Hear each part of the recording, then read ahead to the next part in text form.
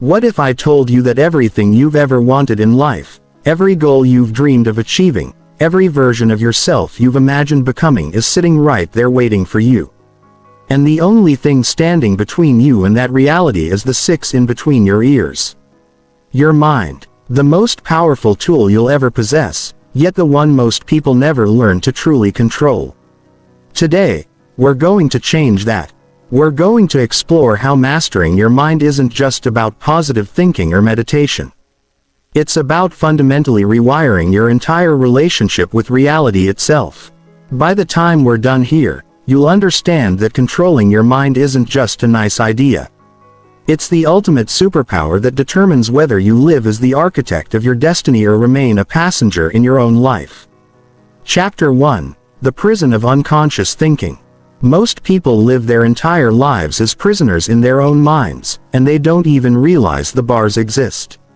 Every single day you're bombarded with approximately 60 to 70,000 thoughts. That's one thought every 1.2 seconds during your waking hours. But here's what's absolutely mind-blowing. According to neuroscience research, 95% of these thoughts are exactly the same as the ones you had yesterday. And tomorrow you'll think the same thoughts again. You're literally running the same mental programs on repeat day after day, year after year, creating the same experiences, the same emotions, the same limitations, and wondering why your life never changes. Think about this for a moment. If your thoughts create your reality and you're thinking the same thoughts every single day, then you're literally creating the same reality every single day you wake up. And within moments, your brain automatically starts playing the greatest hits album of your limitations. I can't do this because I'm not good enough. Because this won't work because life is hard. Because, and just like that, before you've even gotten out of bed, you've already sentenced yourself to another day of the same life you've been living. But it gets worse. Not only are most of your thoughts repetitive, but neuroscientists have discovered that approximately 80% of our daily thoughts are negative. That means out of those 60 to 70,000 thoughts you're having every day, roughly 56,000 of them are working against you. Imagine having an enemy following you around all day, whispering discouraging things in your ear every few seconds. That's literally what's happening inside your own head, except the enemy is you. The unconscious mind is like a massive iceberg. The conscious mind, the part you think you're in control of, is just the tip floating above water. But beneath the surface lies this enormous mass of unconscious programming that's actually running your life. Your unconscious mind processes approximately 11 million bits of information per second, while your conscious mind can only handle about 40 bits per second. That means your unconscious mind is processing information at a rate that's roughly 275,000 times faster than your conscious awareness. This unconscious programming was installed mostly during your first 7 years of life, when your brain was primarily operating in what neuroscientists call theta brainwave states. During these years, your brain was like a sponge downloading everything around you without any critical thinking or filtering. Every limiting belief your parents had about money, relationships, success, and life in general got downloaded directly into your unconscious operating system. Every time someone told you to be realistic, to not dream too big, to play it safe, that information got hardwired into your neural networks. And here's the kicker. Your unconscious mind doesn't know the difference between what's real and what's imagined, between what happened to you and what you simply observed happening to others. If you watched your parents struggle financially while you were growing up, your unconscious mind recorded that as money is hard to get. Money causes stress. Rich people are greedy. I'm not worthy of abundance. These programs are now running in the background of your mind 24 hours a day, 7 days a week, influencing every decision you make, every opportunity you notice or ignore, every action you take or avoid taking. The tragedy is that most people never question these programs. They assume that the voice in their head is actually them. That their automatic thoughts are just the way they are. That their limiting beliefs are facts about reality rather than programs that can be changed. They live their entire lives fighting against their own unconscious programming and wondering why success feels so difficult. Why they keep sabotaging themselves.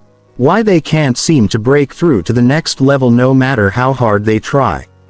But what if I told you that this prison has no locks?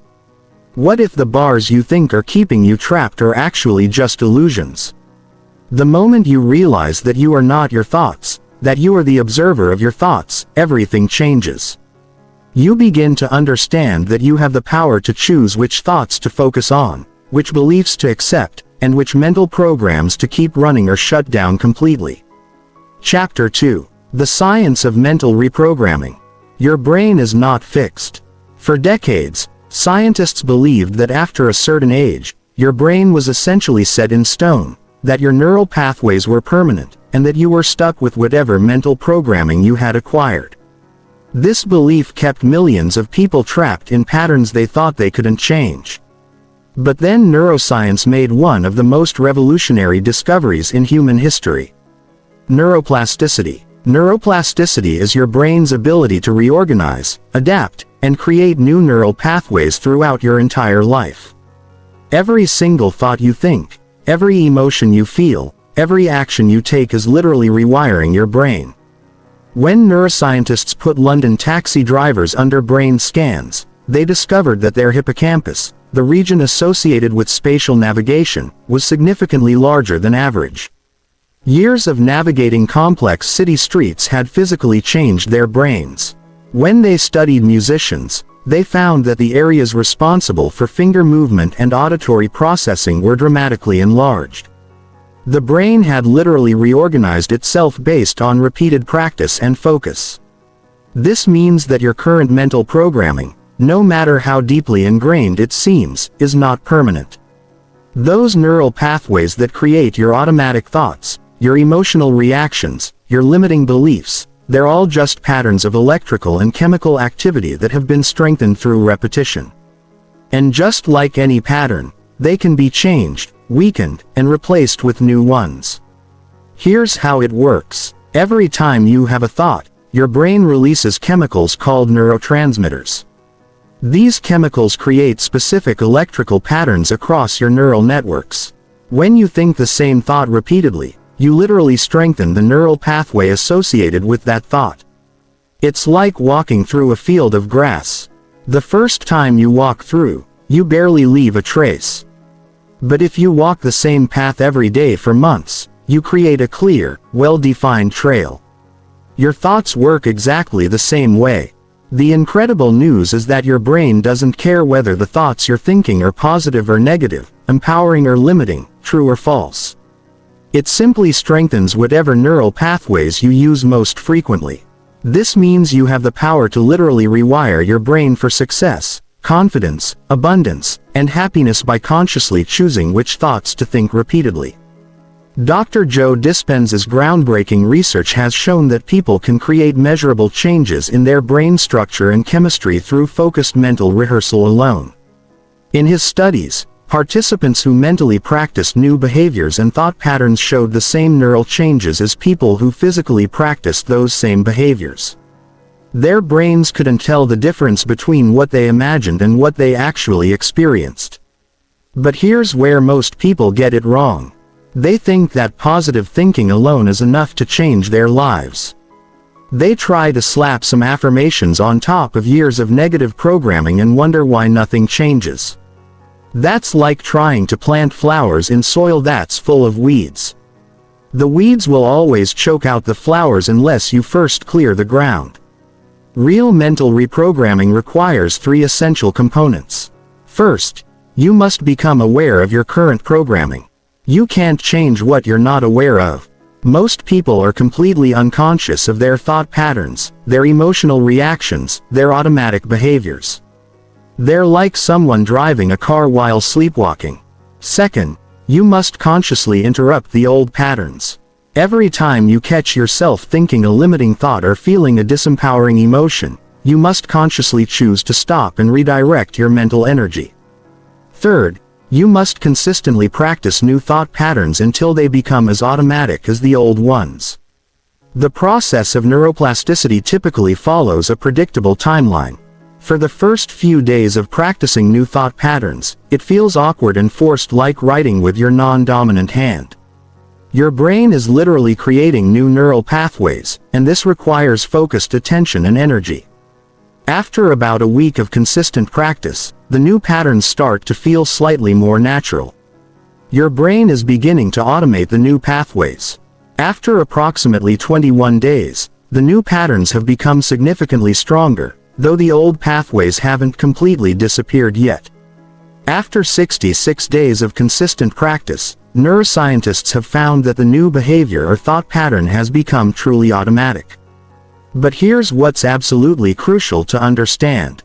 Your old neural pathways never completely disappear. They become dormant, like unused roads that grass grows over, but they're still there.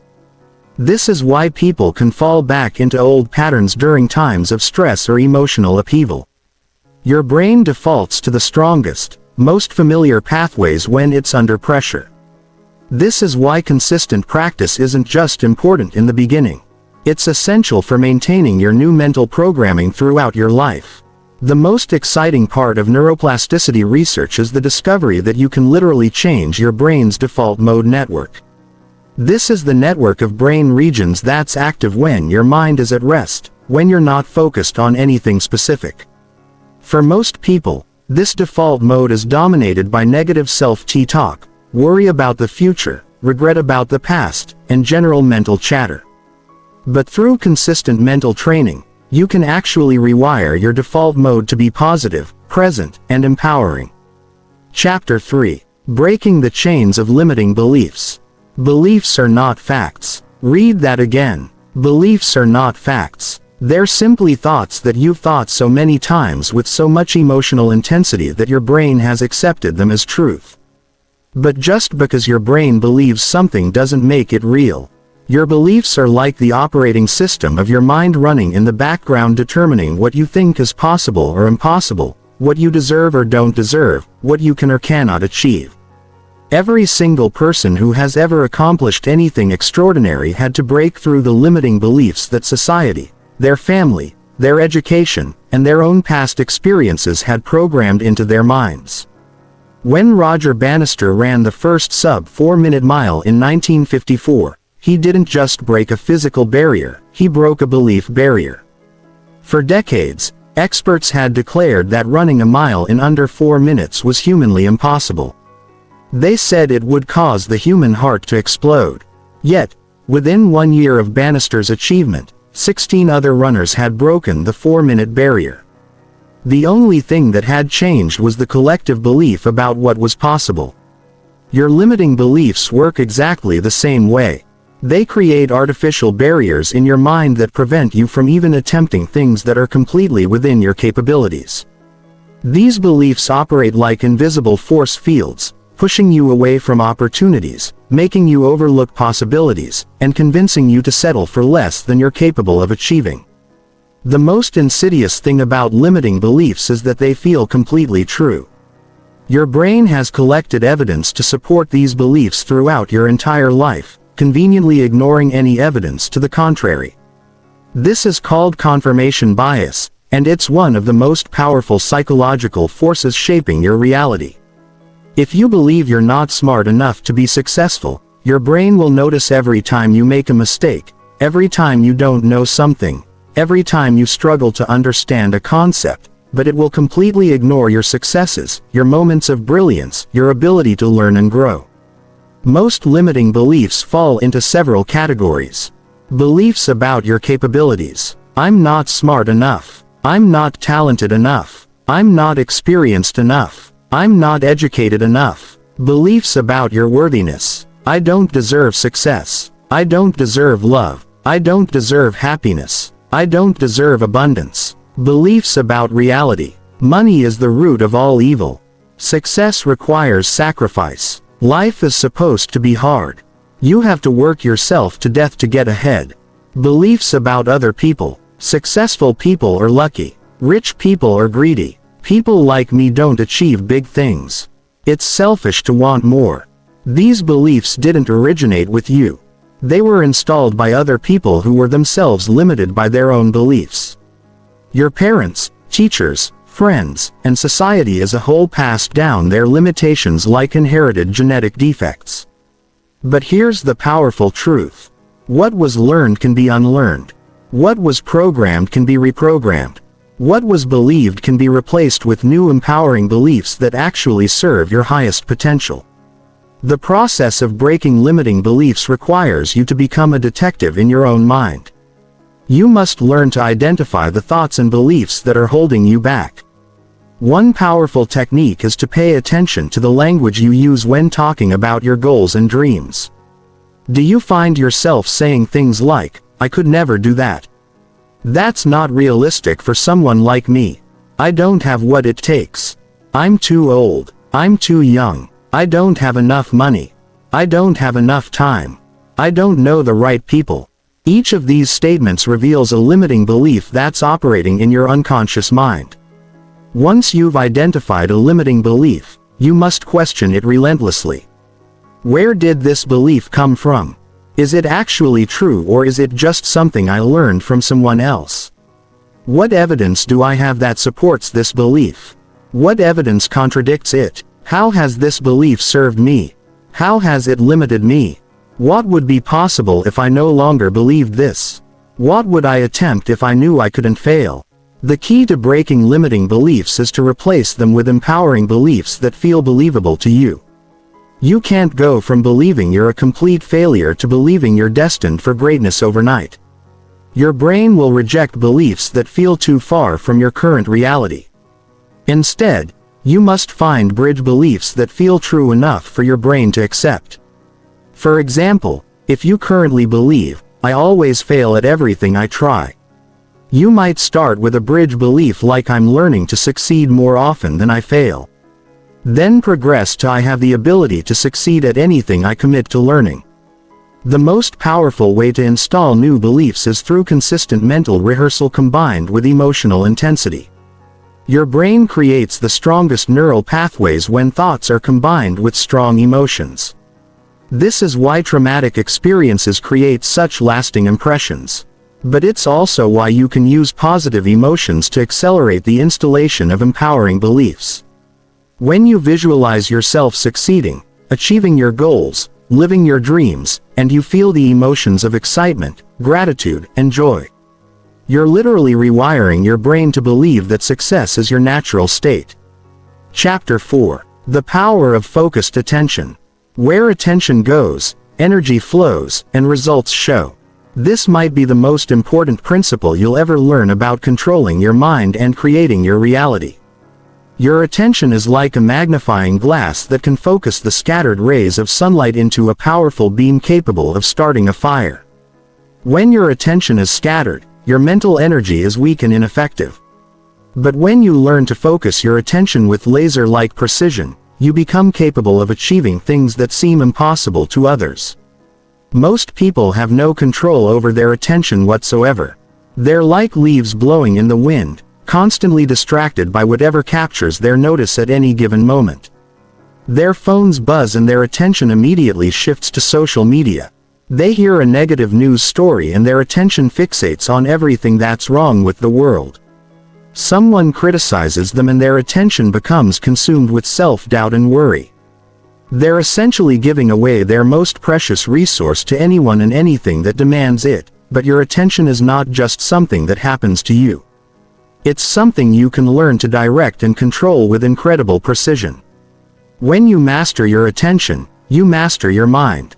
When you master your mind, you master your reality. This isn't mystical thinking. It's based on solid neuroscience. Your brain literally changes based on what you consistently focus your attention on. Neuroscientist Dr. Rick Hanson discovered that your brain has what he calls a negativity bias. Your brain is naturally wired to notice, focus on, and remember negative experiences more intensely than positive ones. This was useful for survival when humans were living in dangerous environments. But in today's world, it's causing most people to create lives dominated by stress, anxiety, and limitation. Your brain will naturally focus on problems, threats, and everything that's wrong unless you consciously direct it to focus on opportunities, possibilities, and everything that's right. The quality of your life is determined by the quality of the questions your attention focuses on. If you're constantly asking yourself questions like, why does this always happen to me? Why am I such a failure? Why can't I ever catch a break? Then your brain will focus its attention on finding evidence to support these negative assumptions. But if you train yourself to ask empowering questions like, how can I turn this situation to my advantage? What can I learn from this experience? What opportunity is hidden in this challenge? Then your brain will focus its attention on finding solutions, possibilities, and growth opportunities. One of the most powerful attention training exercises you can practice is called selective attention meditation. Choose one object in your environment, perhaps a candle flame, a spot on the wall, or even your own breath. For 10 minutes, focus all of your attention on this single point of focus. Every time your mind wanders, which it will constantly in the beginning, gently bring your attention back to your chosen focus point. This is like doing push-ups for your attention muscle. The more you practice, the stronger your ability to direct and control your attention becomes. But focused attention isn't just about meditation. It's about learning to direct your mental energy toward what you want to create rather than what you want to avoid. Most people focus obsessively on their problems, their limitations, their fears, and their past failures. Then they wonder why these things seem to dominate their reality. What you focus on expands. When you focus on problems, problems multiply. When you focus on possibilities, possibilities multiply. The practice of focused attention requires you to become extremely selective about what you allow into your mental space. You must become a gatekeeper of your own mind, consciously choosing what thoughts to entertain, what information to consume, what conversations to engage in, and what experiences to focus on. This doesn't mean ignoring reality or avoiding all negative information. It means being strategic about where you invest your precious mental energy. One of the most transformative attention practices is called positive focus training. Every day, deliberately seek out 3 things that are going well in your life. 3 things you're grateful for and 3 possibilities or opportunities that exist in your current situation. Write them down and really focus on them. Feel the emotions associated with these positive aspects of your reality. Your brain will begin to automatically notice more positive aspects because you're training it to look for them. Another powerful technique is future-focused visualization. Instead of letting your attention drift randomly into worries about the future, take control and deliberately direct your attention toward the future you're creating. Spend time each day visualizing your goals as already achieved, feeling the emotions of success and focusing on all the details of your ideal life. When you consistently focus your attention on the reality you want to create, your brain begins to notice opportunities and possibilities that align with that vision. The ultimate goal of attention training is to develop what psychologists call cognitive flexibility. This is the ability to consciously shift your attention between different aspects of your experience depending on what serves you best in any given moment. When facing a challenge, you can choose to focus on the solution rather than the problem. When experiencing a setback, you can choose to focus on the lesson rather than the loss. When dealing with difficult people, you can choose to focus on understanding rather than judgment. Chapter 5. Emotional Mastery and Mental Strength. Your emotions are not happening to you, they're being created by you. This might be the most liberating realization you'll ever have and simultaneously the most challenging to accept. For most people, emotions feel completely automatic and beyond their control. They believe they're victims of their emotional states, tossed around by feelings of anger, fear, sadness, and anxiety like ships in a storm. But the truth is that your emotions are the direct result of your thoughts, your focus, and your interpretation of events. Every emotion you experience begins with a thought. That thought triggers a cascade of biochemical reactions in your body, releasing hormones and neurotransmitters that create the physical sensations you associate with different emotions. The thought "I'm in danger" triggers the release of stress hormones like cortisol and adrenaline, creating the physical experience of fear. The thought "this is unfair" triggers different chemical reactions, creating the experience of anger. The thought "I'm not good enough" triggers yet another set of biochemical responses, creating the experience of shame or inadequacy. But here's what changes everything. You have the power to choose your thoughts. And when you change your thoughts, you automatically change your emotions. This doesn't mean suppressing negative emotions or pretending everything is perfect when it's not. It means understanding that you have far more control over your emotional state than you've been taught to believe. Most people are completely unconscious of their emotional patterns. They react automatically to situations based on emotional programs that were installed in childhood. Someone criticizes their work and they automatically feel defensive and angry. They face a new challenge and they automatically feel anxious and overwhelmed. They compare themselves to others and they automatically feel inadequate and jealous. These emotional reactions feel so automatic that they assume they're just part of their personality, unchangeable aspects of who they are. But emotional mastery is possible. It begins with developing emotional awareness. You must learn to observe your emotions as they arise rather than being completely consumed by them. When you feel anger building, instead of immediately reacting, you pause and notice, "I'm feeling anger right now. This is what anger feels like in my body. What thought triggered this emotion? What interpretation of this situation created this feeling?" This simple act of observation creates space between you and your emotion, giving you the power to choose your response rather than react automatically. The next level of emotional mastery is learning to reframe situations in ways that generate more empowering emotions. Every situation can be interpreted in multiple ways, and each interpretation will generate different emotional responses. If someone cuts you off in traffic, you can interpret it as they're being disrespectful and selfish, which will generate anger. Or you can interpret it as they must be in a hurry. Maybe they have an emergency, which will generate understanding or even compassion. Or you can interpret it as this is a great opportunity to practice patience and emotional control, which will generate a sense of empowerment. One of the most powerful emotional mastery techniques is called the emotional reset. When you notice yourself in a negative emotional state, you immediately stop what you're doing and ask yourself, "What do I need to think or focus on right now to feel the way I want to feel?" Then you consciously choose thoughts and mental images that generate more positive emotions.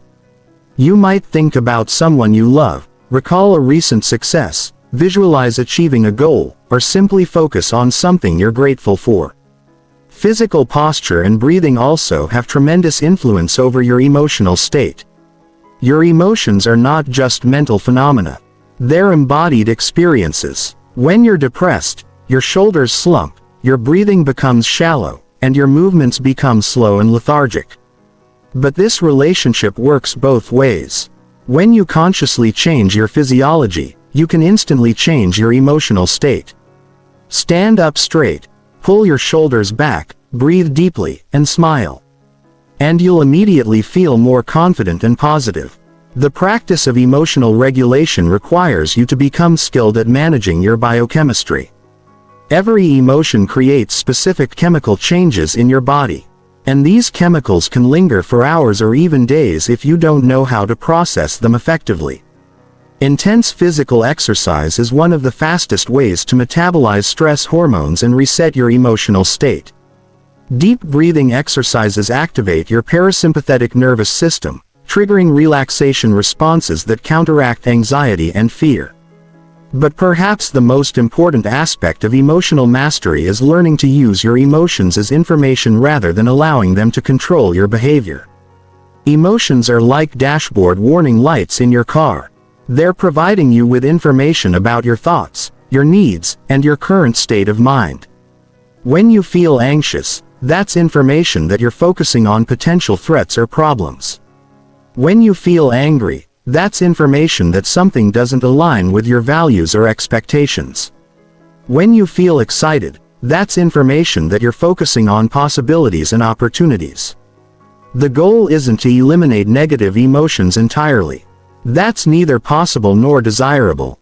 Negative emotions serve important functions. Fear can protect you from real dangers. Anger can motivate you to change unjust situations. Sadness can help you process loss and connect with others. The goal is to experience emotions fully while maintaining your ability to think clearly and choose your responses wisely. True emotional strength isn't about being tough or suppressing your feelings. It's about being able to feel whatever you're feeling without being controlled by those feelings. It's about maintaining your center in the storm, staying connected to your values and goals regardless of temporary emotional turbulence. When you develop this kind of emotional mastery, you become truly unstoppable because external circumstances lose their power to derail you from your chosen path. Chapter 6. The Art of Mental Visualization. Your mind cannot tell the difference between a vividly imagined experience and a real one. This isn't just motivational speaking. It's neuroscientific fact. When you visualize yourself performing an action, your brain fires the exact same neural pathways as when you actually perform that action. The motor cortex, the visual cortex, the emotional centers. They all activate as if the experience were real. This is why Olympic athletes spend hours mentally rehearsing their performances. Why surgeons visualize complex procedures before entering the operating room. And why the most successful people in every field use visualization as a cornerstone of their mental training. But most people completely misunderstand visualization. They think it's about daydreaming or wishful thinking. They close their eyes, create a vague mental image of their goal, and wonder why nothing changes. Real visualization is a precise, systematic mental skill that requires training, focus, and specific techniques. When done correctly, visualization literally rewires your brain for success by creating neural pathways that make your desired outcomes feel familiar, natural, and inevitable. The power of visualization lies in its ability to program your unconscious mind with new patterns of success. Remember, your unconscious mind is responsible for 95% of your daily behaviors. It's constantly scanning your environment for opportunities and threats based on the patterns it recognizes. When you consistently visualize yourself succeeding in specific scenarios, you're teaching your unconscious mind to recognize and move toward those opportunities in real life. Effective visualization requires all 5 senses, not just visual imagery. Most people try to visualize by creating mental pictures. But the brain responds much more powerfully when you engage every sensory channel. When visualizing your ideal future, you need to see the specific details of your environment. Hear the sounds around you. Feel the physical sensations in your body. Even smell and taste elements of your success. The more sensory channels you engage, the more real the experience becomes to your brain. One of the most powerful visualization techniques is called future memory creation. Instead of visualizing your goals as something you hope to achieve in the future, you visualize them as memories of experiences you've already had. You imagine looking back on your success from a point in the future, remembering how it felt to achieve your goals, how you overcame the challenges, how proud and grateful you felt. This technique tricks your brain into believing that success is not just possible but inevitable because it feels like it's already happened.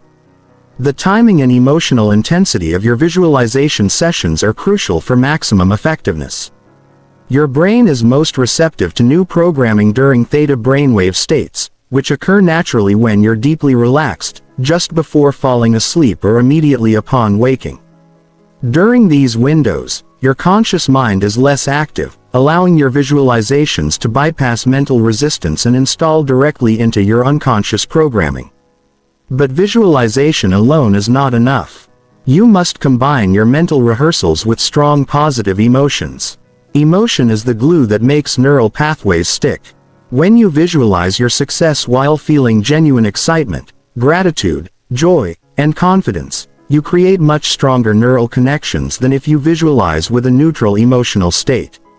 Your brain literally releases the same neurochemicals during vivid positive visualization as it would during actual positive experiences. The most advanced visualization practitioners use a technique called holographic visualization. Instead of creating linear mental movies, they create three-dimensional mental environments that they can explore from multiple angles and perspectives.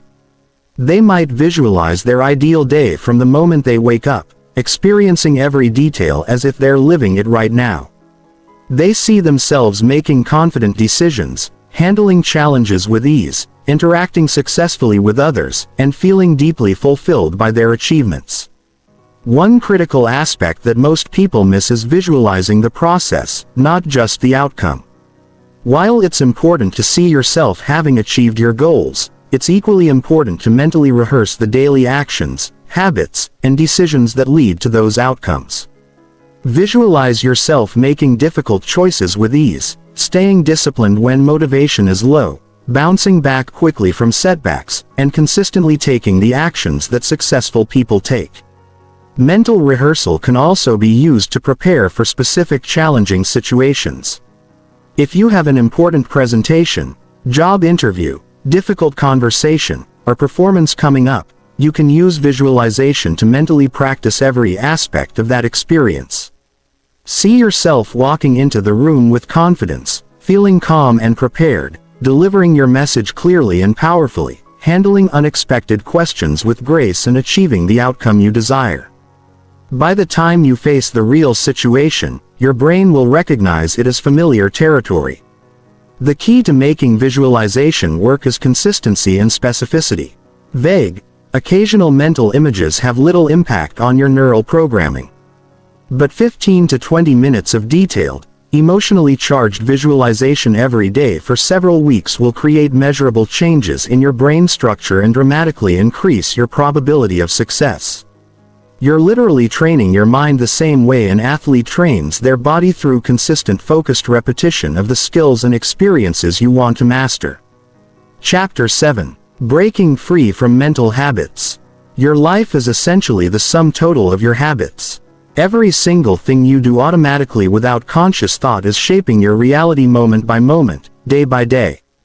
The way you wake up in the morning, how you respond to stress, what you focus on when your mind wanders, how you interpret setbacks, the words you use when talking to yourself. These habitual patterns are literally creating the life you're living right now. Most people are completely unconscious of their mental habits. They think habits are just physical behaviors like brushing teeth or exercising. But your most powerful habits are mental. The habit of focusing on problems instead of solutions. The habit of interpreting challenges as threats instead of opportunities. The habit of rehearsing worst-case scenarios instead of best-case outcomes. The habit of comparing yourself to others instead of focusing on your own progress. These mental habits are running automatically in the background of your mind, creating your emotional state, your energy level, and ultimately your results. The neuroscience of habit formation reveals why changing ingrained patterns feels so difficult. Every habit exists as a neurological loop consisting of three parts: a cue that triggers the habit, the routine or behavior itself, and the reward that reinforces the pattern. Your brain loves habits because they conserve mental energy. Once a pattern becomes automatic, your brain can perform it without conscious effort, freeing up cognitive resources for other tasks. But here's the crucial insight. You can hack your own habit loops by identifying the cues and rewards, then consciously installing new routines. Let's say you have a mental habit of catastrophic thinking whenever you face uncertainty. The cue might be any situation where you don't know what's going to happen. The routine is imagining all the things that could go wrong. The reward is the illusion of being prepared for danger. Even though this mental habit actually makes you less capable of handling challenges effectively. To change this pattern, you keep the same cue and reward, but install a new routine when you notice uncertainty triggering your catastrophic thinking. You consciously choose to visualize positive outcomes. Instead, you ask yourself empowering questions like, what's the best thing that could happen here? How might this situation work out even better than I expect? What opportunities might be hidden in this challenge? You still get the reward of feeling prepared, but now you're programming your mind for success instead of failure. The most powerful mental habit you can develop is the habit of conscious choice. Most people react automatically to their thoughts and emotions. But you can train yourself to pause between stimulus and response. When a limiting thought arises, instead of automatically believing it or being controlled by it, you pause and ask, is this thought helpful? Is it true? What would be a more empowering way to think about this situation? This simple pause creates the space for you to choose your response instead of reacting automatically. One of the most transformative mental habits is the habit of reframing. Every situation that occurs in your life is neutral until you assign meaning to it. The meaning you assign determines your emotional response, your energy level, and your actions. You can develop the automatic habit of looking for empowering interpretations of every experience. When something doesn't go as planned, instead of automatically thinking this is a disaster, you can train yourself to automatically think, how can I use this? What is this teaching me? How might this redirect me towards something even better? The morning mental routine is perhaps the most important habit you can establish because it sets the tone for your entire day.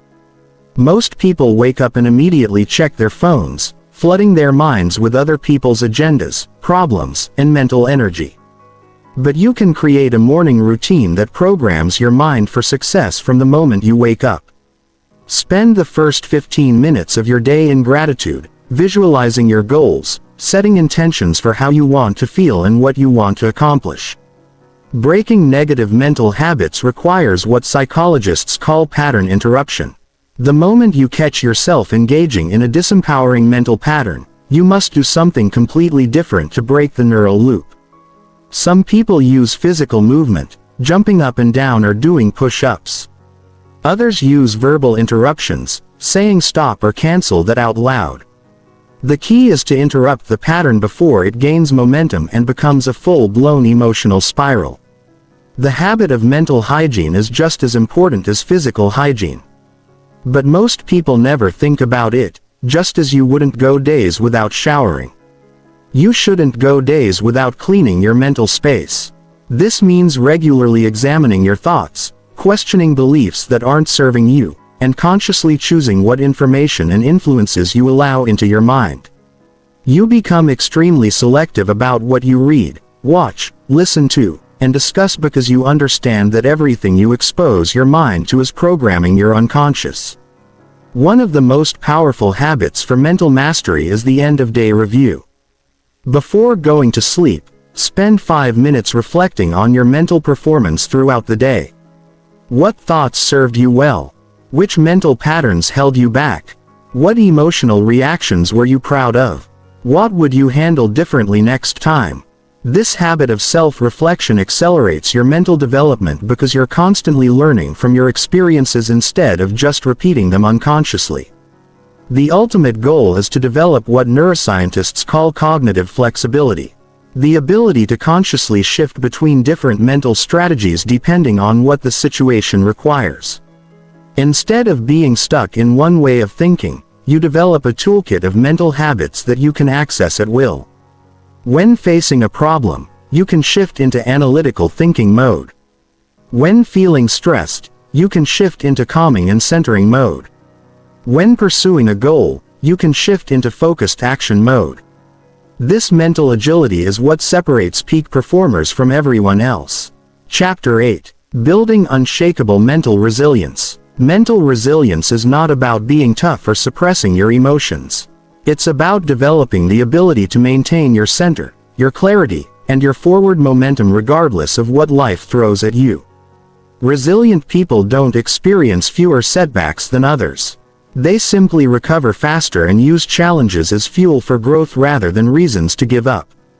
The foundation of mental resilience lies in understanding that you are not your circumstances. Your external situation is simply data, information about what's happening around you, but your internal state, your peace of mind, your sense of purpose, your confidence in your ability to handle whatever comes, that's completely under your control. When you truly internalize this distinction, you become virtually unbreakable because nothing outside of you has the power to defeat you. Resilience is built through what psychologists call stress inoculation. Just like your immune system becomes stronger when exposed to manageable doses of pathogens, your mind becomes stronger when exposed to manageable challenges. Every time you face a difficulty and work through it successfully, you build evidence that you're capable of handling adversity. Your brain literally rewires itself to associate challenges with growth opportunities rather than threats to your well-being. One of the most powerful resilience-building practices is called cognitive reappraisal. This is the ability to consciously reinterpret challenging situations in ways that serve your mental strength rather than undermining it. When facing a setback, instead of asking, "Why is this happening to me?" you ask, "How is this happening for me?" Instead of seeing obstacles as evidence that you should give up, you see them as evidence that you're pushing beyond your comfort zone into growth territory. The most resilient people have developed what researchers call an internal locus of control. They believe that their actions, decisions, and responses have far more influence over their outcomes than external circumstances or luck. When things go well, they take responsibility for the actions that created that success. When things go poorly, they take responsibility for what they can learn and how they can improve rather than blaming external factors they can't control. Mental resilience requires developing emotional regulation skills that allow you to experience strong emotions without being overwhelmed or controlled by them. This doesn't mean becoming emotionally numb or suppressing your feelings. It means learning to feel whatever you're feeling fully while maintaining your ability to think clearly and make wise decisions. You can feel angry about an injustice while choosing to respond strategically rather than reactively. You can feel disappointed about a setback while immediately focusing on your next move forward. One of the most important resilience skills is called psychological flexibility. This is the ability to adapt your mental approach based on what the situation requires rather than rigidly sticking to one way of thinking. Sometimes resilience means pushing through discomfort with determination and grit. Other times it means accepting what you cannot change and redirecting your energy toward what you can control. The key is developing the wisdom to know which approach serves you best in any given moment. Resilient people have learned to separate their identity from their results.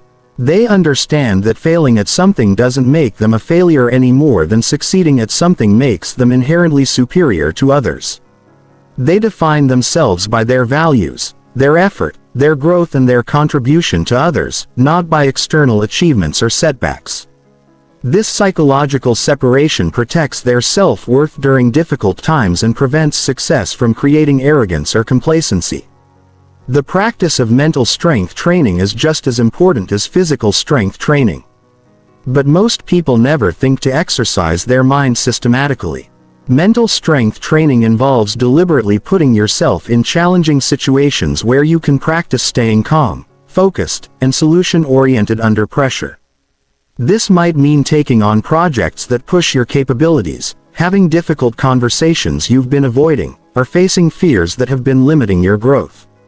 One of the most powerful resilience tools is called the growth mindset, a concept developed by psychologist Carol Dweck. People with a growth mindset believe that their abilities, intelligence, and talents can be developed through effort, learning, and persistence. When they face challenges, they see them as opportunities to become stronger and more capable. People with a fixed mindset believe their abilities are set in stone. So, challenges feel like threats to their self-image rather than opportunities for development. Resilient people have also mastered the art of temporal perspective. They understand that all emotional states are temporary, that all challenges eventually pass, and that time has a way of putting things in perspective. When facing immediate difficulties, they consciously zoom out and imagine how they'll view the current situation 1 year, 5 years, or 10 years from now. This perspective helps them avoid making permanent decisions based on temporary emotions. The ultimate expression of mental resilience is post-traumatic growth. The ability to not just recover from adversity, but to become stronger, wiser, and more capable as a result of difficult experiences.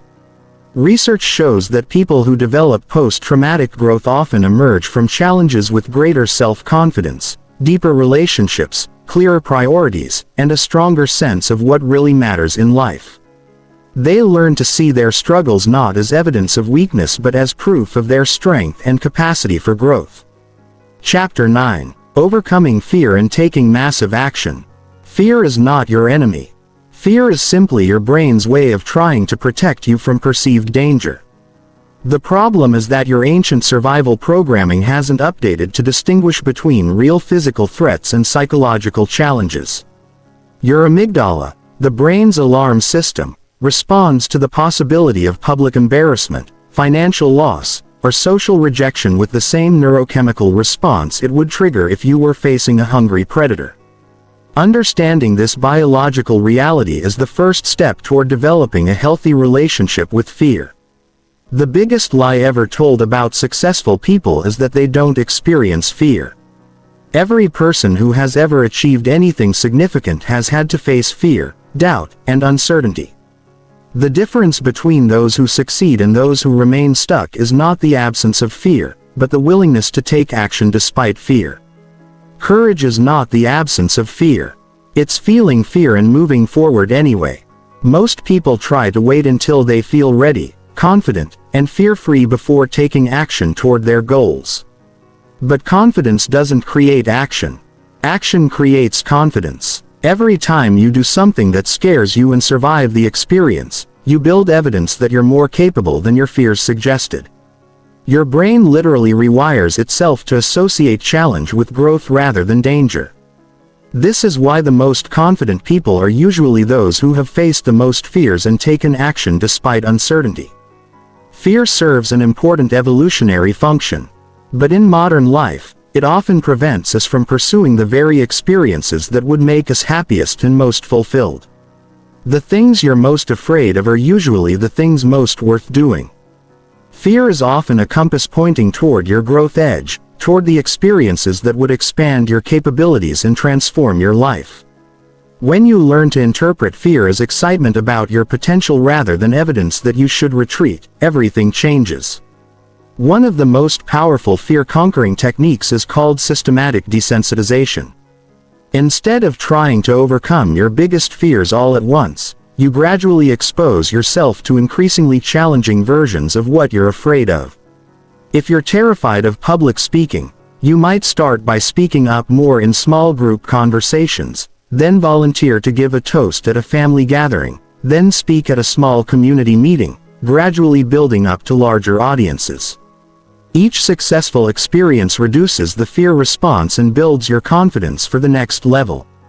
The practice of worst-case scenario planning can actually reduce fear rather than increase it. Most fear is fear of the unknown. When you take time to specifically identify what you're afraid might happen and create concrete plans for how you would handle each scenario, the fear loses much of its power. You realize that even your worst-case scenarios are usually manageable, and having a plan makes you feel prepared rather than helpless. Many people are paralyzed by perfectionism, which is really just fear of failure disguised as high standards. They postpone taking action until they can guarantee a perfect outcome, which means they never take action at all. But perfection is not just impossible, it's counterproductive. Progress requires experimentation, learning from mistakes, and constant adjustment based on feedback. The goal is not to avoid all mistakes, but to make mistakes quickly, learn from them rapidly, and iterate towards success. Fear of judgment from others keeps more people stuck than almost any other factor. But the reality is that most people are far too busy worrying about their own lives to spend much time judging yours. And even if they do judge you, their opinions have absolutely no power over your actual outcomes unless you give them that power. The people whose opinions truly matter will respect you more for pursuing your dreams than for playing it safe to avoid criticism. One of the most liberating realizations you can have is that failure is not the opposite of success. It's a stepping stone to success. Every person you admire has failed far more often than they've succeeded. The difference is that they view failure as feedback, not as evidence that they should give up. They understand that failure is the price of entry for any worthwhile endeavor, not a sign that they're not cut out for success. The technique of future self-visualization can be incredibly powerful for overcoming fear and taking action. Imagine yourself 5 years from now looking back on your current situation. What would your future self want you to do? What actions would they take? How would they handle the fears you're experiencing right now? What advice would they give you? This perspective helps you make decisions based on long-term fulfillment rather than short-term comfort.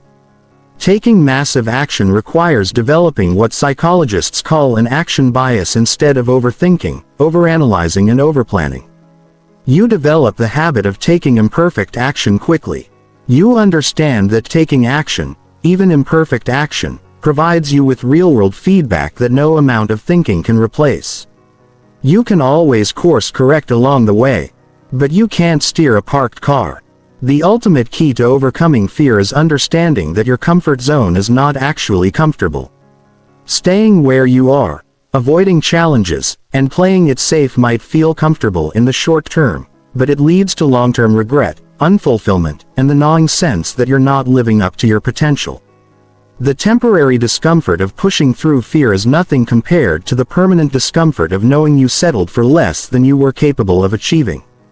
Chapter 10. Creating your reality through consistent practice. Everything we've discussed throughout this journey comes down to one fundamental truth. Consistent practice is the bridge between knowing and being, between understanding and mastery, between dreaming and achieving. You can have all the knowledge in the world about how your mind works, but without consistent practice of mental mastery techniques, nothing in your life will change. Knowledge without application is just entertainment. The transformation you're seeking doesn't happen overnight.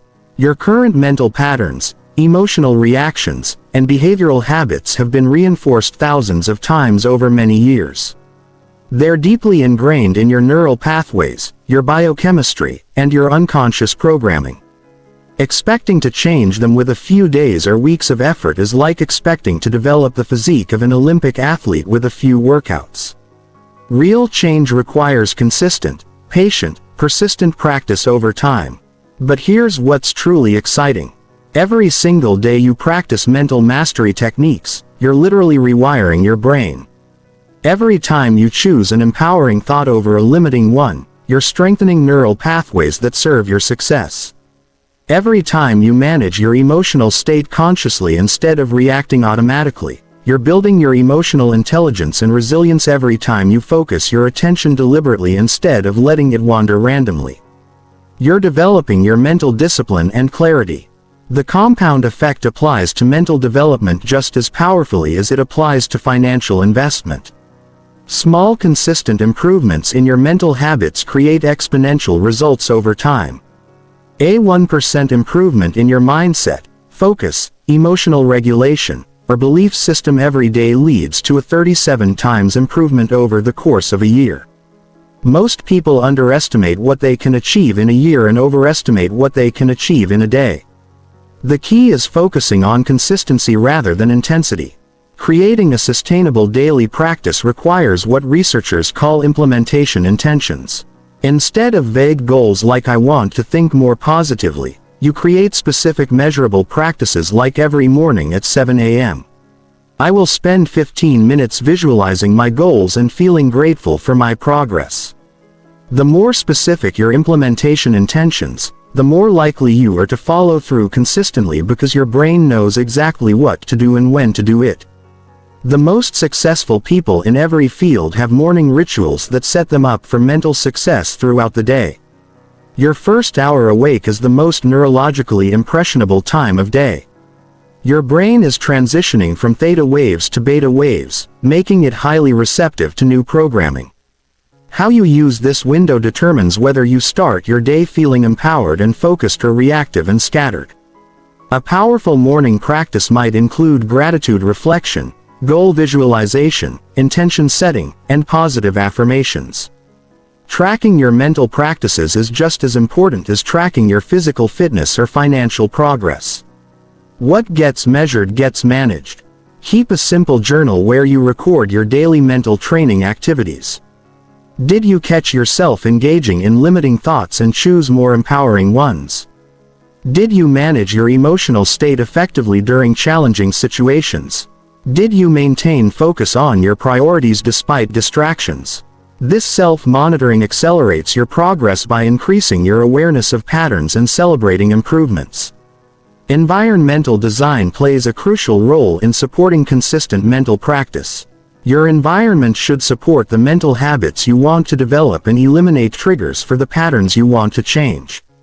This might mean creating a dedicated space for visualization and meditation, removing apps that distract you from your goals, surrounding yourself with books and materials that reinforce positive thinking, or joining communities of people who are also committed to mental mastery.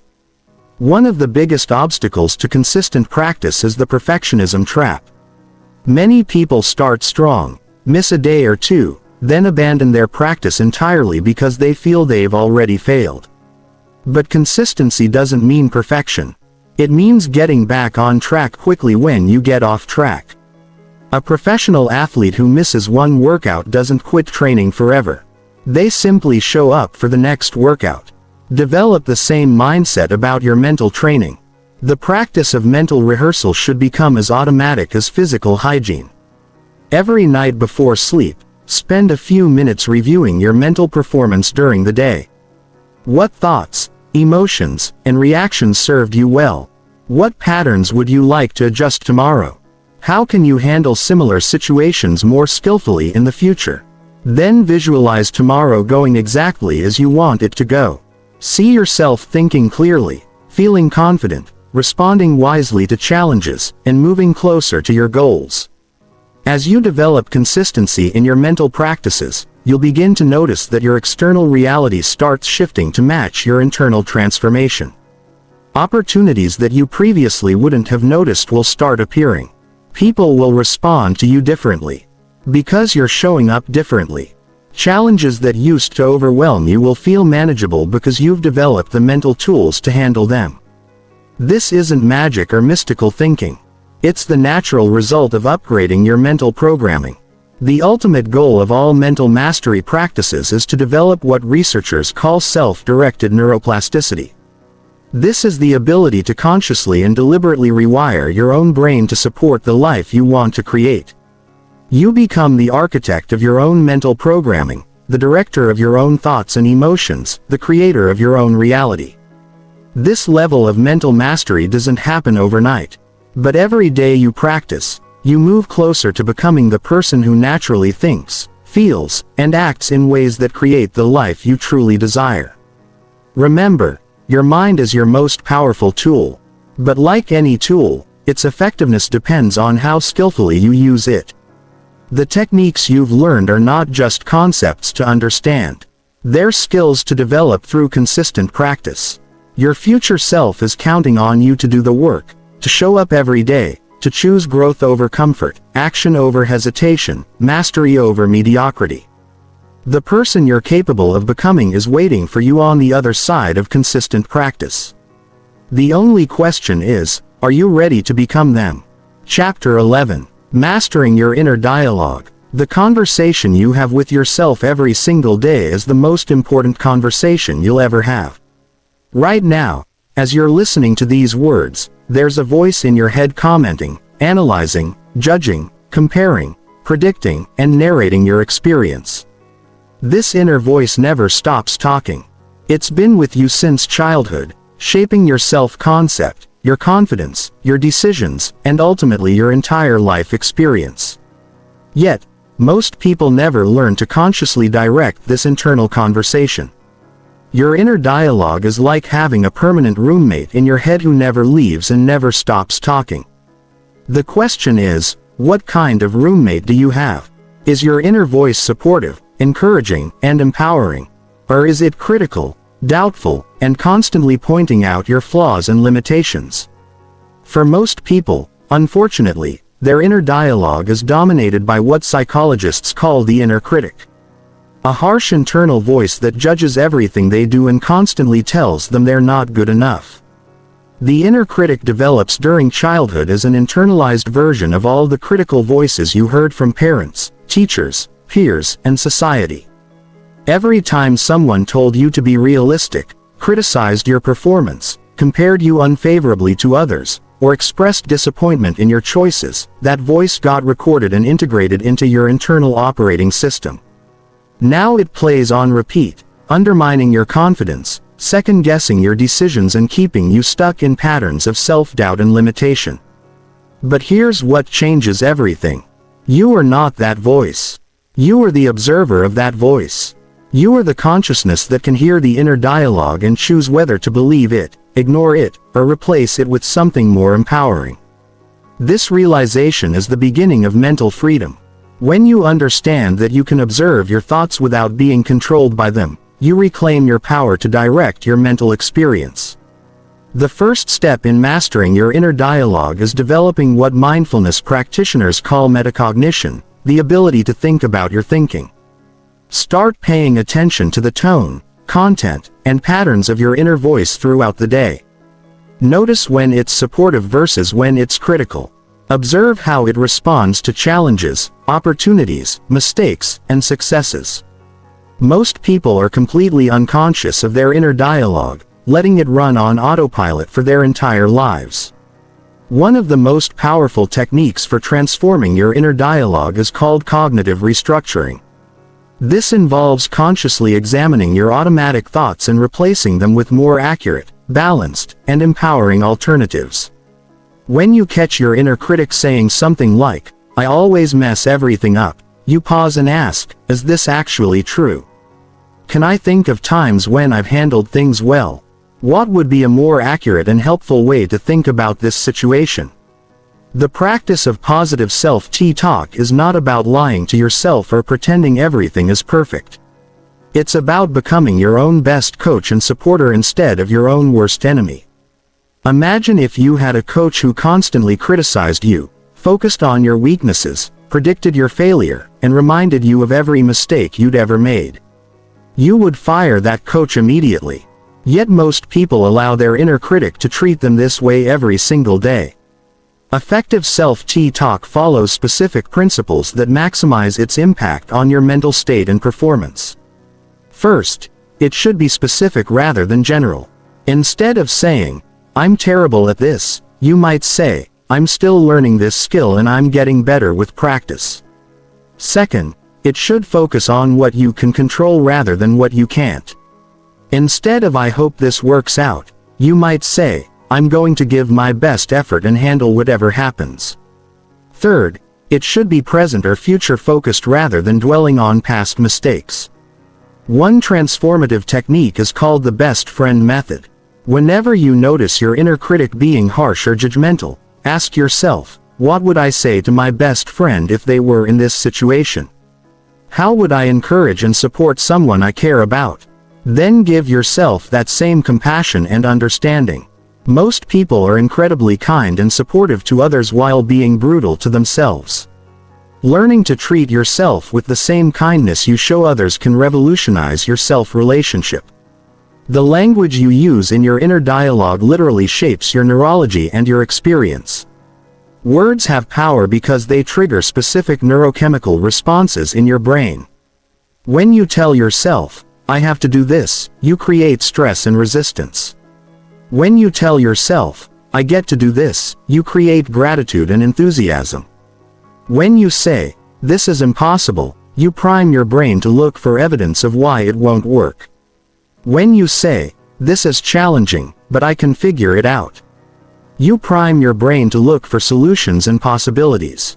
Another powerful practice is developing what psychologists call self-compassionate self-talk. This involves treating yourself with the same kindness, understanding, and encouragement that you would offer a good friend going through a difficult time. When you make a mistake, instead of berating yourself, you acknowledge that everyone makes mistakes, that this is part of being human, and that you can learn from this experience and do better next time. The technique of reframing is particularly powerful for transforming inner dialogue. Every situation can be interpreted in multiple ways, and the interpretation you choose determines your emotional response and your actions. If you lose a job, your inner critic might say, "I'm a failure. I'll never find anything good again." But you could reframe this as an opportunity to find something even better suited to my talents and goals. This happened for a reason and something amazing is coming. Creating empowering mantras and affirmations can help reprogram your default self-talk patterns. These should be personally meaningful statements that contradict your specific limiting beliefs and reinforce the identity and mindset you want to develop. Instead of generic affirmations, create specific statements like, "I am becoming more confident and capable every day." Or, "I trust my ability to handle whatever challenges come my way," or "I deserve success and happiness as much as anyone else." The practice of inner dialogue journaling can accelerate your awareness and transformation of self-talk patterns. Each evening, write down examples of your inner dialogue from that day. What did your inner voice say during challenging moments? How did it respond to successes and setbacks? What patterns do you notice? What alternative self-talk would have served you better? This practice increases your consciousness of automatic thought patterns and helps you design more empowering internal conversations. Advanced practitioners develop what could be called an inner council of advisors. Instead of just one inner voice, they consciously cultivate different internal perspectives they can access depending on what they need. They might have an inner coach for motivation and encouragement, an inner strategist for problem solving, an inner wise elder for perspective and patience, and an inner cheerleader for celebration and confidence. This allows them to always have access to the kind of internal support that serves their highest good. The ultimate goal of mastering your inner dialogue is to become your own greatest ally instead of your own worst enemy. When your internal conversation is consistently supportive, encouraging, solution-focused, and empowering, you become unstoppable. You develop unshakable self-confidence because your inner voice constantly reinforces your capabilities and potential. You recover quickly from setbacks because your self-talk helps you learn and grow rather than dwelling on failures. You take more risks and pursue bigger goals because your inner dialogue supports your dreams rather than talking you out of them. Chapter 12. Optimizing Mental Energy and Peak Performance. Mental energy is just as real and important as physical energy. Yet most people have no understanding of how to manage, conserve, or optimize it. Your brain consumes approximately 20% of your total daily energy. Even though it represents only about 2% of your body weight, every decision you make, every problem you solve, every emotion you regulate, every distraction you resist depletes your mental energy reserves. Understanding how to maximize your mental energy is the key to sustained high performance in every area of your life. Most people operate in a constant state of mental fatigue without even realizing it. They wake up tired, struggle to focus throughout the day, feel drained by simple decisions, and collapse into mindless activities in the evening. They assume this is just how life is supposed to feel, never recognizing that mental exhaustion is largely preventable through proper mental energy management. The concept of decision fatigue reveals why so many high-achieving people seem to lose their willpower as the day progresses. Every choice you make, from what to wear to what to eat to how to respond to emails, uses up finite mental resources.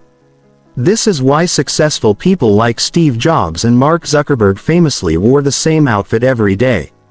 They understood that preserving mental energy for important decisions requires eliminating unnecessary choices wherever possible. Your brain operates in different states throughout the day, each optimized for different types of mental work. Understanding these natural rhythms allows you to schedule your most important cognitive tasks during your peak mental energy windows. For most people, complex analytical thinking is best performed during the first few hours after waking, when mental energy is highest. Creative tasks often flow better during slightly lower energy states when the mind is more relaxed and associative. The practice of deep work is defined by researcher Cal Newport as the ability to focus on cognitively demanding tasks for extended periods without distraction. This skill is becoming increasingly rare in our hyperconnected world. But it's also becoming increasingly valuable. Deep work produces disproportionate results because it allows you to create at your highest level, solve complex problems, and produce work that can't be replicated by artificial intelligence or automation. Creating the optimal environment for peak mental performance requires eliminating what researchers call attention residue. Every time you switch between tasks, part of your attention remains stuck on the previous task, reducing your cognitive capacity for the current one. This is why multitasking is actually a myth. Your brain doesn't multitask. It rapidly switches between tasks, and each switch comes with an efficiency cost.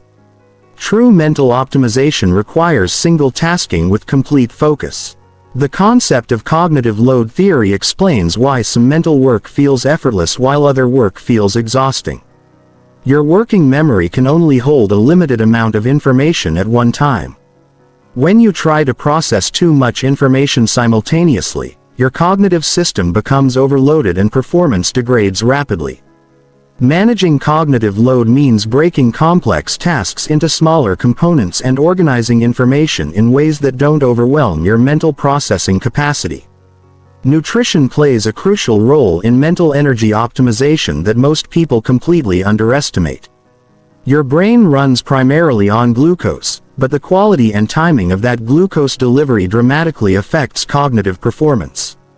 Stable blood sugar levels support sustained mental energy, while blood sugar spikes and crashes create corresponding energy and focus fluctuations. Eating foods with a low glycemic index and consuming regular balanced meals helps maintain consistent mental energy throughout the day.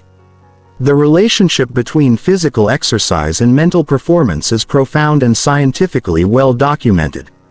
Exercise increases the production of brain-derived neurotrophic factor, which stimulates the growth of new neural connections and improves cognitive function.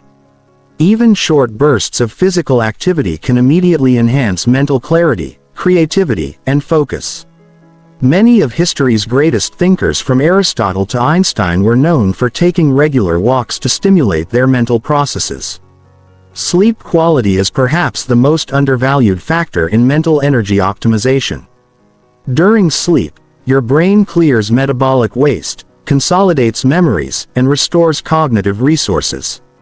Even small sleep deficits accumulate over time, creating significant impairments in attention, decision, emotional regulation, and creative thinking. Prioritizing sleep quality and duration is not about being lazy. It's about maximizing your mental performance capacity. The practice of mental recovery is just as important as mental exertion for sustaining high performance over time. Just as athletes incorporate rest and recovery into their training regimens, peak mental performers build deliberate recovery periods into their schedules. This might include meditation, nature walks, mindless activities that allow the mind to wander, or complete disconnection from information and stimulation. Attention management is more important than time management in today's information-rich environment. You can have all the time in the world, but if your attention is scattered, fragmented, and constantly hijacked by distractions, you won't accomplish anything meaningful. Developing the ability to control your attention deliberately, maintain focus for extended periods, and quickly redirect your mental energy when necessary is the ultimate productivity skill. The phenomenon of flow states represents the peak of human mental performance. Flow occurs when you're completely absorbed in a challenging activity that matches your skill level, when self-consciousness disappears, and when you perform at levels that surprise even yourself. While flow can't be forced, you can create conditions that make it more likely to occur. Clear goals, immediate feedback, elimination of distractions, and tasks that stretch your abilities without overwhelming them. Technology can either enhance or destroy mental energy depending on how it's used. Digital devices and applications can serve as cognitive tools that augment your mental capabilities, but they can also become sources of constant distraction and mental fragmentation. Developing digital wisdom means learning to use technology intentionally to support your cognitive goals rather than letting it hijack your attention and deplete your mental resources. The concept of energy management extends beyond just mental energy to include emotional, physical, and spiritual energy. These different energy systems are interconnected and affect each other. Emotional turbulence drains mental energy. Physical fatigue impairs cognitive function. Lack of purpose and meaning creates spiritual exhaustion that undermines all other forms of energy. Peak performers understand that optimizing mental energy requires a holistic approach to energy management. Mental energy audit is a practice where you track your energy levels throughout the day to identify patterns and optimize your schedule accordingly. Notice when you feel most alert and focused versus when you feel sluggish and scattered. Pay attention to which activities energize you versus which ones drain you. Which environments support your best thinking, which types of decisions feel effortless versus which ones feel exhausting. This data allows you to design a life that works with your natural energy patterns rather than against them. The ultimate goal of mental energy optimization is not just to accomplish more, but to accomplish what matters most while feeling energized and engaged rather than drained and depleted. When you master your mental energy, work feels less like work and more like play. You approach challenges with enthusiasm rather than dread. You maintain high performance consistently rather than experiencing constant energy crashes. You have mental resources available for creativity, relationships, and personal growth rather than feeling like you're always running on empty. Chapter 13. Developing unshakable mental clarity. Mental clarity is the foundation of all effective decision-making, problem-solving, and action-taking. When your mind is clear, you can see situations accurately, evaluate options objectively, and choose responses that align with your values and long-term goals. When your mind is cloudy, confused, or overwhelmed, even simple decisions become difficult, and you're likely to make choices you'll later regret. Most people live in a constant state of mental fog without realizing it. Their minds are cluttered with worry about the future, regret about the past, information overload, conflicting priorities, and emotional turbulence. This mental static makes it nearly impossible to think clearly, see opportunities, or access their intuitive wisdom. They're like someone trying to navigate through a storm with a dirty windshield, struggling to see clearly enough to make good decisions. Mental clarity begins with what Buddhist teachers call beginner's mind. The ability to approach situations with fresh eyes, free from preconceived notions, past conditioning, and automatic assumptions. Most of the time, you don't see reality directly. You see your interpretation of reality filtered through your beliefs, expectations, fears, and past experiences. Beginner's mind allows you to see what's actually happening rather than what you think should be happening based on your mental programming. One of the biggest obstacles to mental clarity is what psychologists call cognitive overload. Your conscious mind can only process a limited amount of information at any given time. When you try to think about too many things simultaneously, your cognitive system becomes overwhelmed and your thinking becomes muddled and ineffective. Mental clarity requires learning to focus on one thing at a time with complete attention. The practice of mental decluttering is essential for developing clarity. Just as physical clutter makes it difficult to find what you need in your environment, mental clutter makes it difficult to access your best thinking and decision-making capabilities. Mental decluttering involves regularly clearing your mind of unnecessary thoughts, worries, and information that don't serve your current priorities and goals. Emotional clarity is a crucial component of overall mental clarity. Strong emotions can cloud judgment and make it difficult to think rationally. This doesn't mean suppressing emotions, but rather learning to feel your emotions fully while maintaining your ability to think clearly. When you're angry, you can acknowledge the anger without letting it control your decisions. When you're afraid, you can feel the fear without letting it paralyze you into inaction.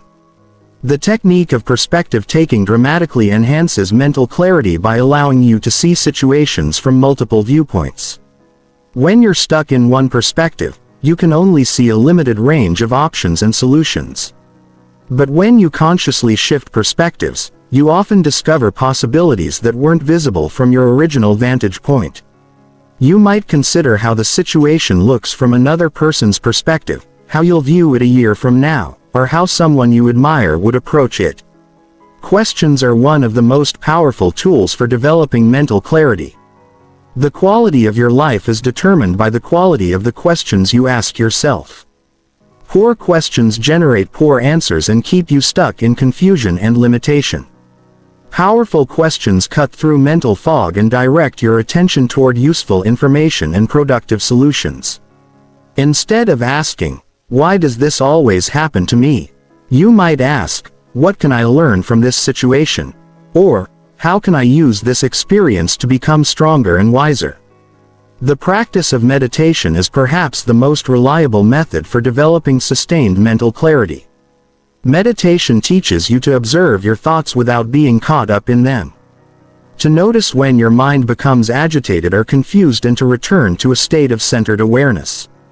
Regular meditation practice literally changes your brain structure, strengthening areas associated with attention, emotional regulation, and cognitive flexibility while reducing activity in areas associated with anxiety and mental chatter. Mental clarity requires learning to distinguish between facts and interpretations. Most of the time, what you think are facts are actually your interpretations of what happened, filtered through your beliefs, assumptions, and emotional state. Learning to separate what actually occurred from your story about what occurred is crucial for making decisions based on reality rather than fiction. This skill becomes particularly important during conflicts, setbacks, and challenging situations where emotional reactions can distort perception. The concept of single tasking is essential for mental clarity in our multitasking world. When you try to do multiple things at once, your attention becomes fragmented and your thinking becomes shallow and ineffective. True mental clarity requires the ability to focus completely on one thing at a time, giving it your full attention until it's completed or you consciously choose to move to something else. Physical organization supports mental clarity in ways that most people underestimate. When your physical environment is cluttered and disorganized, your mind tends to mirror that chaos. Creating clean, organized spaces for important work helps your mind operate more clearly and efficiently. This is why many successful people maintain minimalist work environments with only the essential items needed for the task at hand. The practice of regular reflection enhances mental clarity by helping you process experiences, extract lessons, and integrate new understanding. Without reflection, experiences simply accumulate without contributing to wisdom or growth. Setting aside time each day or week to think deeply about your experiences, decisions, and learnings helps you develop increasingly clear understanding of yourself, others, and life in general. Information diet is crucial for maintaining mental clarity in our information-rich world. Just as eating too much junk food clouds your physical energy, consuming too much low-quality information clouds your mental energy. Developing the discipline to be highly selective about what information you consume, what news you follow, what social media you engage with, and what entertainment you choose directly impacts your mental clarity and cognitive function. The ability to say no is fundamental to mental clarity. Every yes to one thing is a no to something else. When you say yes to too many commitments, projects and distractions, your mental energy becomes scattered and your thinking becomes unclear. Learning to say no to good opportunities so you can say yes to great opportunities is essential for maintaining the mental clarity needed for high-level performance and decision-making. Mental clarity also requires what researchers call cognitive flexibility, the ability to switch between different thinking modes depending on what the situation requires. Sometimes clarity comes from analytical thinking, breaking problems down into components and examining them systematically. Other times clarity comes from intuitive thinking, stepping back and allowing insights to emerge naturally. Developing both modes and knowing when to use each one maximizes your ability to see clearly in any situation. The ultimate benefit of mental clarity is the confidence that comes from knowing you can trust your own thinking and decision-making. When your mind is clear, you don't second-guess yourself constantly or get paralyzed by uncertainty.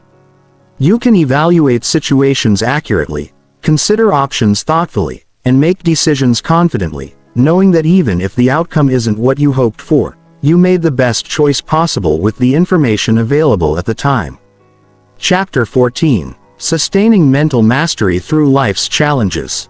Mental mastery isn't a destination you reach and then maintain effortlessly for the rest of your life. It's an ongoing practice that must be maintained and strengthened continuously, especially when life presents its inevitable challenges, setbacks, and unexpected difficulties. The true test of your mental training isn't how well you perform when everything is going smoothly, but how quickly you can return to your center when life knocks you off balance. Life has a way of testing every skill you develop, and mental mastery is no exception. Just when you think you've mastered your thoughts and emotions, you'll face a situation that challenges every technique you've learned. You might lose a job you thought was secure, experience a relationship breakdown, face a health scare, or encounter a financial crisis. These moments don't indicate failure in your mental training. There are opportunities to deepen and strengthen your mental mastery through real-world application. One of the most important principles for sustaining mental mastery is what psychologists call stress inoculation. Just as vaccines expose your immune system to small amounts of pathogens to build resistance against larger threats, deliberately exposing yourself to manageable challenges builds mental resilience for bigger difficulties. This doesn't mean seeking out unnecessary drama or hardship, but rather not avoiding every uncomfortable situation and viewing challenges as opportunities to strengthen your mental skills. The concept of mental maintenance is crucial for long-term mastery. Just as physical fitness requires ongoing exercise to maintain strength and conditioning, mental fitness requires ongoing practice to maintain clarity, emotional regulation, and cognitive flexibility. You can't master your mind once and then neglect it, expecting it to remain strong. Mental skills deteriorate without regular use, and old patterns can resurface during times of stress if you're not maintaining your practices. During crisis periods, your brain naturally defaults to your most ingrained patterns and habits. This is why people often revert to old behaviors during stressful times, even after years of personal development work. Understanding this tendency allows you to prepare for it by reinforcing your mental practices before you need them most. The time to strengthen your mental foundation is not during the storm, but before the storm arrives. The practice of proactive mental training involves regularly putting yourself in situations that require you to use your mental mastery skills. This might mean taking on challenging projects that push your comfort zone, having difficult conversations you've been avoiding, or setting goals that require sustained focus and persistence by voluntarily engaging with challenges while you're mentally strong. You build the confidence and competence to handle involuntary challenges when they arise. Developing what researchers call psychological antifragility is the ultimate goal of sustained mental mastery. Antifragile systems don't just survive stress and volatility. They actually become stronger because of it. Psychologically, antifragile people use setbacks as opportunities for growth, transform obstacles into advantages, and emerge from difficulties more capable and resilient than before. They've learned to extract value from every experience, even the painful ones. The support system you build around your mental mastery practice is crucial for long-term sustainability. Surrounding yourself with people who understand and support your commitment to mental growth makes it much easier to maintain your practices during difficult times. This might include mentors who can provide guidance, peers who are on similar journeys, or professional support when needed. Isolation makes it much harder to maintain mental mastery during challenging periods. Regular mental inventory is a practice that helps you monitor your mental state and catch potential problems before they become serious. This involves regularly assessing your thought patterns, emotional regulation, stress levels, and overall mental well-being. Are you maintaining your empowering beliefs or slipping back into limiting ones? Are you managing your emotions effectively or getting overwhelmed more easily? Are you maintaining mental clarity or feeling increasingly confused and scattered? This self-awareness allows you to adjust your practices before small issues become big problems. The concept of seasonal mental training recognizes that different life seasons require different mental strategies. The mental skills needed during periods of rapid growth and expansion are different from those needed during periods of consolidation and recovery. The mental approach required during times of abundance differs from that needed during times of scarcity or loss.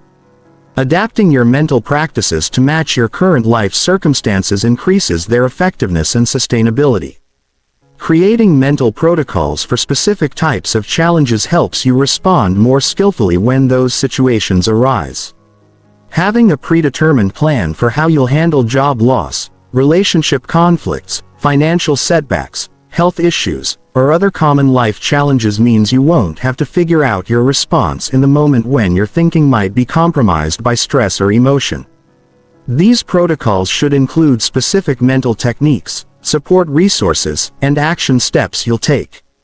The practice of mental cross-training involves developing multiple approaches to mental mastery.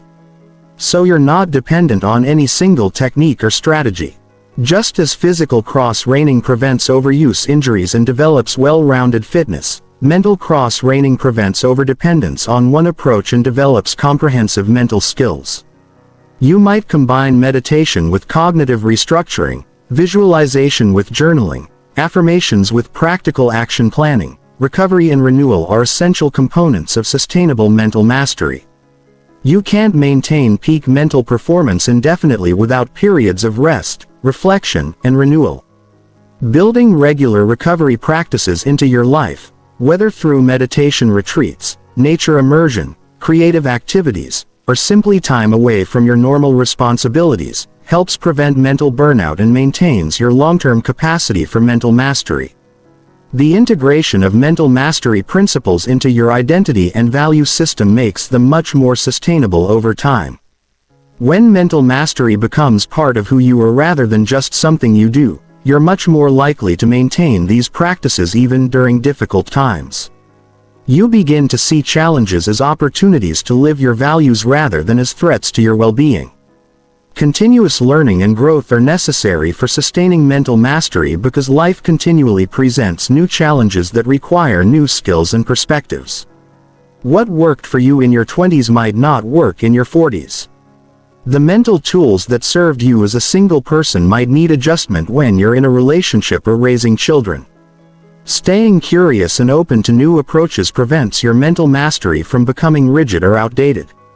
The ultimate measure of sustained mental mastery is not the absence of difficulties in your life, but your ability to maintain your center, your values, and your forward momentum regardless of what external circumstances you face. You know you've achieved true mental mastery when challenges become interesting puzzles to solve rather than threats to your well-being.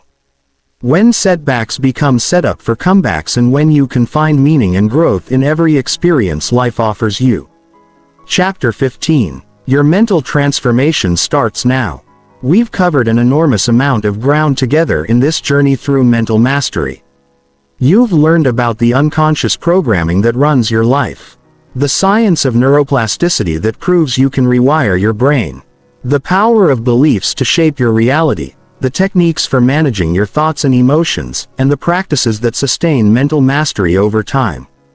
But all of this knowledge is worthless unless you take action to implement it in your life, starting right now. Knowledge without action is just entertainment.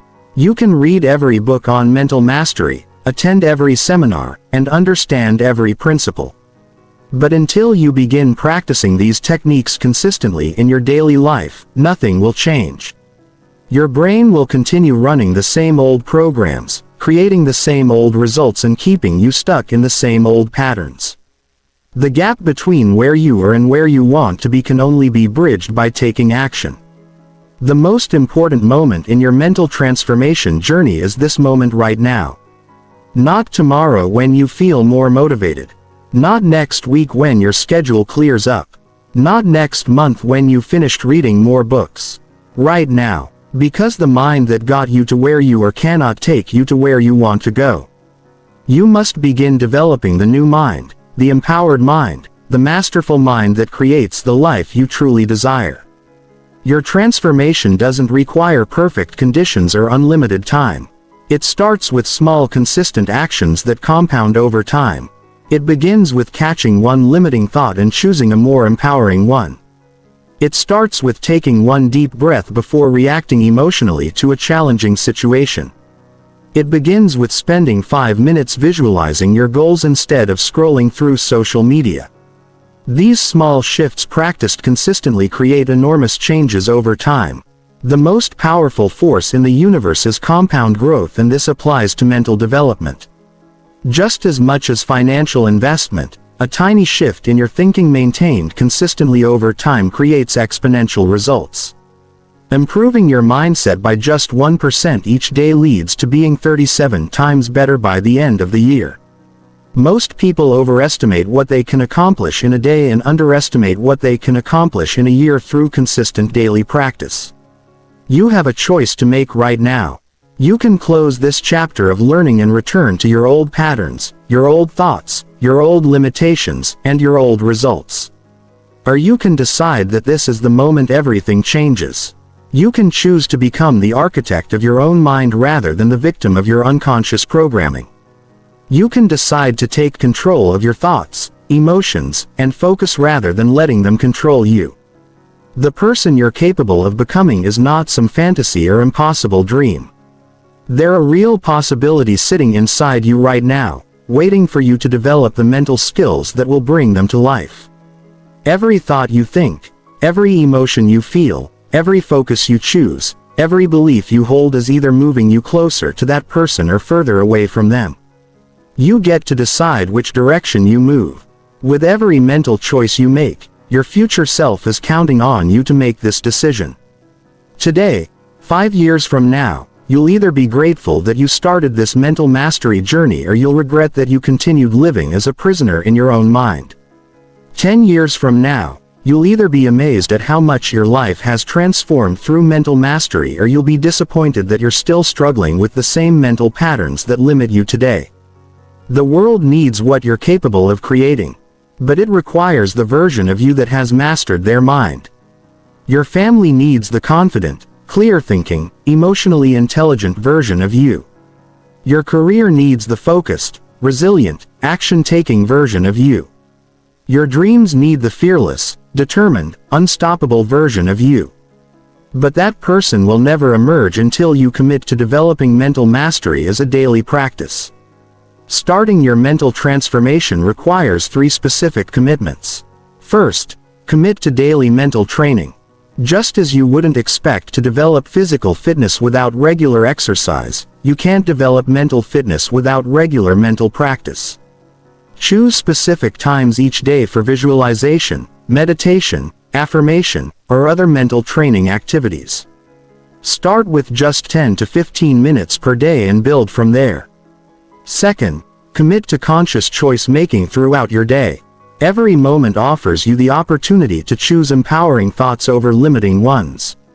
Solution-focused thinking over problem-obsessed thinking, growth-oriented perspectives over victim mentality perspectives. The more you practice conscious choice making, the more automatic it becomes until empowering thinking becomes your default mode. Third, commit to continuous learning and growth. Mental mastery is not a destination but a lifelong journey. Stay curious about new techniques, research, and approaches. Read books by people who have mastered their minds. Study the mental strategies of peak performers in every field. Attend workshops, seminars, or courses that deepen your understanding and skills. The techniques you've learned in this journey work, but only if you work them. They've been tested by millions of people across thousands of years and validated by modern neuroscience. But they require your commitment, your consistency, and your faith in the process even when you don't see immediate results. Change happens gradually, then suddenly. So trust the process and keep practicing even when progress seems slow.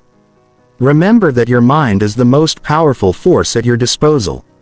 Everything you've ever achieved in your life started as a thought in your mind.